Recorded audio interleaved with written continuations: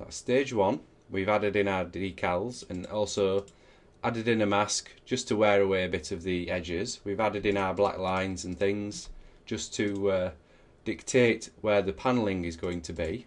And we've also just started working on adding in some subtle dirt and sort of surface detail and rust.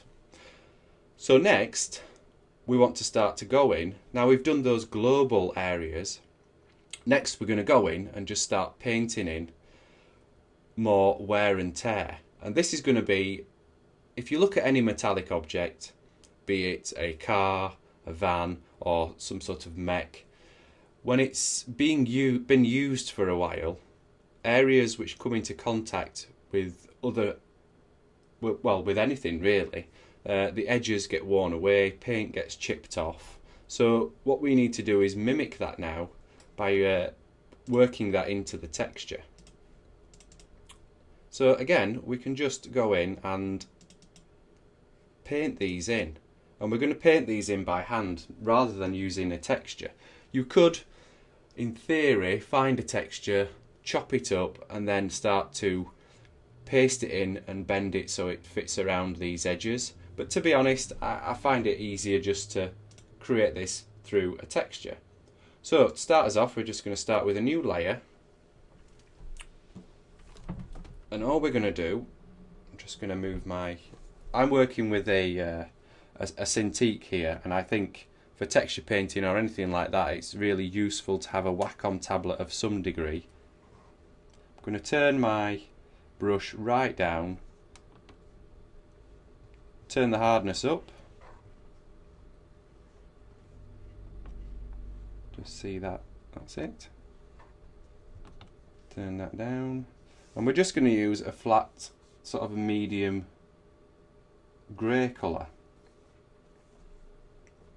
So let's, for example, say let's pick a good area. Alright, let's just do down here. So we know this is the corner of the model here. And again, if you're not sure, you can always edit this slightly, jump into Maya, check, see what it looks like on the model. If you're off slightly, then just come back and adjust it. So all we're going to do is just go in, and it's almost like we're scratching away at the surface. So we may want a smaller brush. Again, remember I'm working at a 3K size here, so it may be smaller. So we're just going to go in, let's turn our opacity right up, because we want this to be quite severe. And all we're doing is just going to, this corner is going to be marked.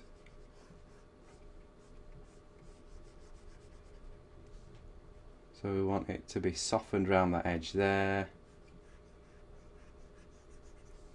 Now it doesn't look like much at the moment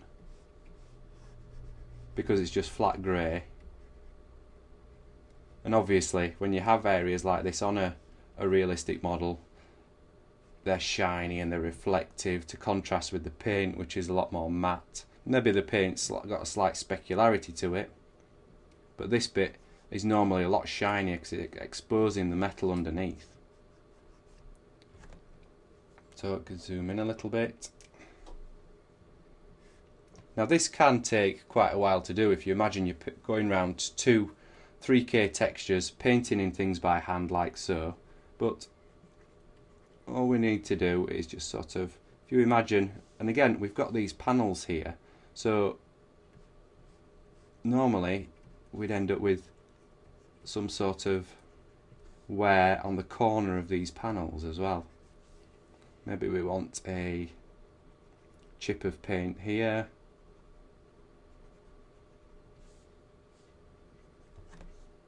Just reduce our brush a little bit more just to get some of those edges a bit harsher. So you have to think, if this is the front, something's hit this corner here, you may get bits where the paint's chipped off like so. Just drop our opacity down on our wire a little bit just so we can see through that. But you get the idea there. It's just working your way around, focusing on the corners. Right, there's a corner here. Just add a little bit of a bevel in there, so to speak. And then some shards coming off where it's been scratched. And obviously you could, if you wanted to, let's have some big scratches across here where something's just been dropped and just gouged out at the front. Like so. Now, imagine you've gone around and you've painted this in all the way around your model. I mean, this is a good area to work on as well. We know that these are the corners here. So we could go in and just add some wear to those corners because they're quite exposed. So they will get a lot of damage.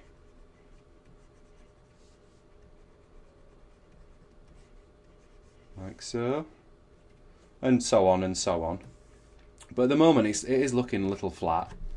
What we could also do is just maybe just do a quick sharpen on it, just to sharpen the edges of those. Now, I'll just turn off the wireframe.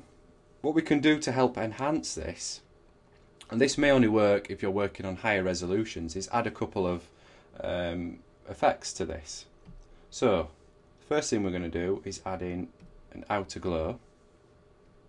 Just bring this over. We'll just set this to normal. We want it to be white, and we want it to be quite small, maybe a pixel or two. Click OK. And all this is going to do is this is going to mimic, I mean obviously your textures may be painted with a bit more care than these are just quick.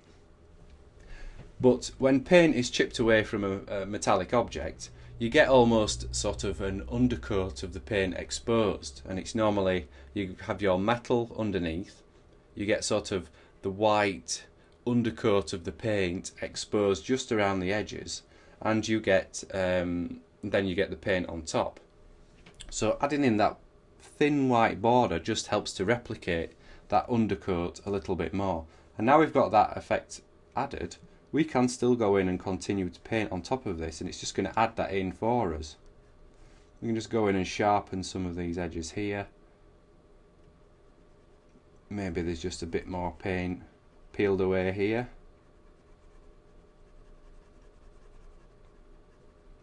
You know, you can just start to chip away at the surface. And we can also, if we wanted to, just go in and add another layer, this time an inner glow, but do the opposite. We'll just set that to normal and we'll just make it black. Like so, and you can already see it's starting to make it look like it's more recessed into the model.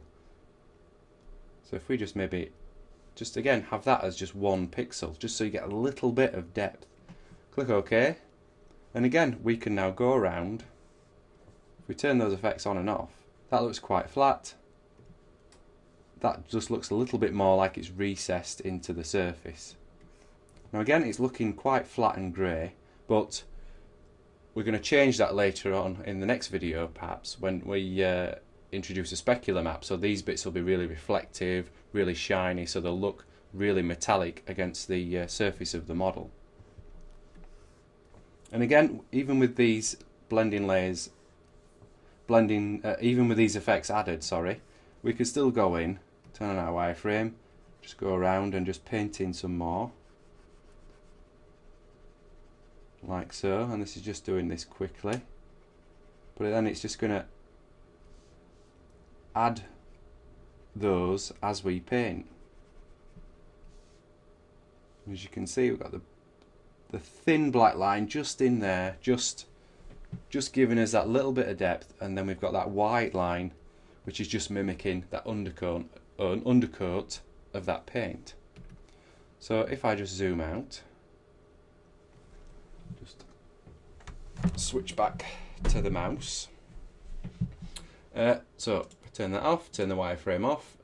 So we have a stage here, and this is just one where I've gone in and I've gone round and painted a lot more of those worn away edges in. What I've also done is added in a worn steel. Now obviously the the steel areas haven't got paint chipped away on them. So it's exactly the same process, except you're just using a white over the top. This is set to soft light here, set that to normal. Let's just zoom in.